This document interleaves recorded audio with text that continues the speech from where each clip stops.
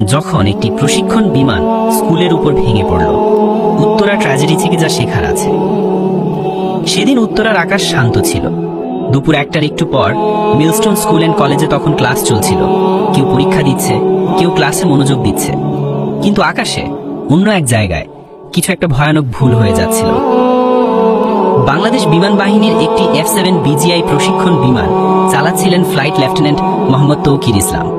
বিমানটি কুর্মিটোলা থেকে কিছুক্ষণের মধ্যেই উড়ে গিয়েছিল, কিন্তু হঠাৎই ঘটে যায় যান্ত্রিক ত্রুটি।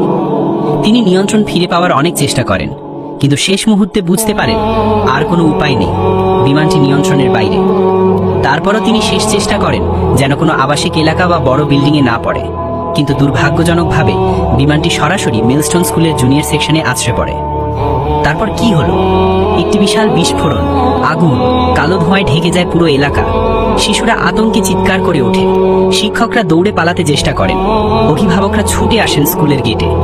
কেউ কেউ আর কখনো বাড়ি ফেরেনি। প্রথম দিকে গুজব ছড়ালো 20, 25, এমনকি 30 জন মারা গেছে।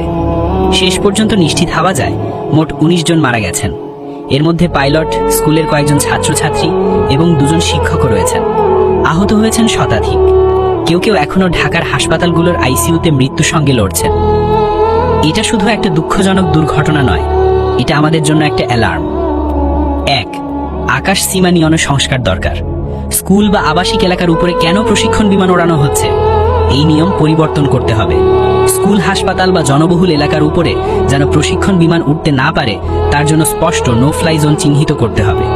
এই সিদ্ধান্ত যেন কেবল মিলিটারি না নেয়, স্বাধীন এভিয়েশন অথরিটির মাধ্যমে তদারকি দরকার। 2. স্কুলে জরুরি প্রস্তুতির অভাব। আমাদের স্কুলে ফায়ার ড্রিল হয়তো হয়, কিন্তু প্লেন ক্র্যাশ ড্রিল নাই। প্রত্যেক স্কুলে ইভাকুয়েশন প্ল্যান থাকা উচিত। শিক্ষকরা যেন ফার্স্ট এড জানেন। ভবিষ্যতে কোনো কিছু ঘটলে যেন শিশুরা এবং শিক্ষকরা জানেন কি করতে হবে। 3. কমিউনিটি ফার্স্ট রেসপন্ডার প্রশিক্ষণ। বিমানটা ভাঙার পর যারা প্রথম ছুটে আসে তারা রিকশাওয়ালা, দোকানদার, সাধারণ মানুষ, কিন্তু তাদের অনেকেই জানতেন না কিভাবে সাহায্য করতে হয়। কমিউনিটিকে সিপিআর, বার্ন কেয়ার এবং এমার্জেন্সি রেসপন্স শেখানো উচিত। কয়েক ঘন্টা ট্রেনিংই হতে পারে কারো জীবন বাঁচানোর চাবিকাঠি। 4. হাসপাতালের প্রস্তুতি ও ব্লাড ব্যাংক। এই দুর্ঘটনার পর দেখা গেছে আমাদের বার্ন ইউনিটগুলো কতটা অপ্রস্তুত। এক লাফে এত ইনজুরি, এত ব্লাড দরকার, কিন্তু কোত্থেকে আসবে? আমাদের এমন একটি সিস্টেম দরকার যাতে দ্রুত ব্লাড ডোনার অ্যাক্টিভ করা যায়। হাসপাতালগুলোর মধ্যে সমন্বয় আরও ভালো হতে হবে। 5. দায়বদ্ধতা ও মানসিক স্বাস্থ্য সহায়তা। ভিকটিমদের পরিবার জানার অধিকার রাখে বিমানটি কি ঠিকভাবে মেইনটেইন করা হয়েছিল, কেন এমন এলাকার উপর দিয়ে ফ্লাইট হচ্ছিল, পাইলট কি কোনো চাপের মধ্যে ছিলেন।